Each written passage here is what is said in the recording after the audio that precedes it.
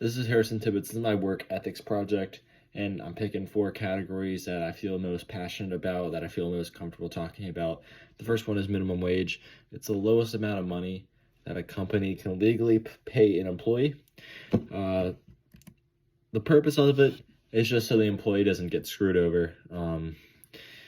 It allegedly helps keep their family in check and help support them to live, but some would argue that the minimum wage currently in the United States is not enough for someone to support their family or live on their own.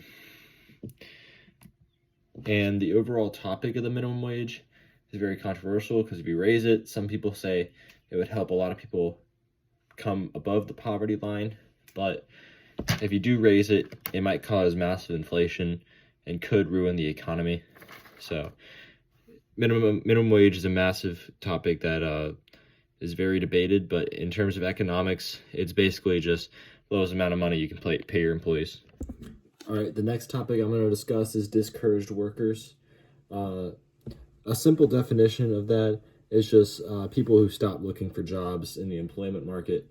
Now, there's tons of reasons this could happen. One example is like during COVID, a lot of people thought the job conditions weren't meeting up to their standards, and they thought they had an obligation to kind of be able to work online, and they also had the government sending them stimulus checks. So in many people's eyes, it was like, why would I keep working? But that's one part of it. But usually underemployment is a big sign that working conditions aren't up to par. For example, in the 1920s, during industrialization, not a lot of people wanted to live in the factory life. Not a lot of people wanted that. So it was called like the government needed to reform factories, and they needed to give you a 5-day work week, 8 hours a week. So underemployment, it's kind of the old saying, like, if you do something you love, then you never work a day in your life. That's basically what underemployment is. It's when jobs can't really utilize their workers' skills and abilities. This happens during recession, when jobs don't have a lot of opportunities. During the Great Depression, whatever skills you had, it didn't really help you that much because there was no job opportunities. Unemployment rate was in 25%. This has massive impacts on the economy. It's kind of up to the government to step in and make sure these job opportunities are available, because if these employees aren't inspired to work, then the economy is going to tank. This leads to massive unemployment, which is not good. So I saved my favorite topic for last because it's honestly the most interesting one in my opinion. That's the unemployment rate. It's the key measure of how healthy the economy is. It's not the end-all be-all, but it is what economicists look at the most to judge whether or not the economy is doing well or not.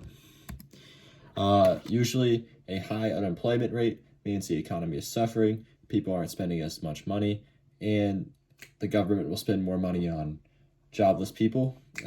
People without jobs will spend more money helping them out.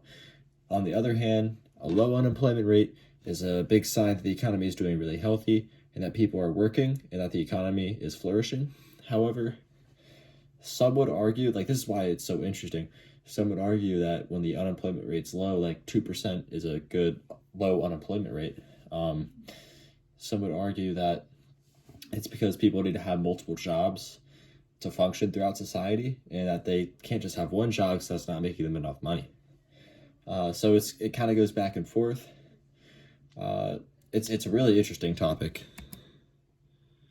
And then last but not least, it kind of leads to more government spending when the unemployment rate is down. And it's kind of like, it's not the end all be all.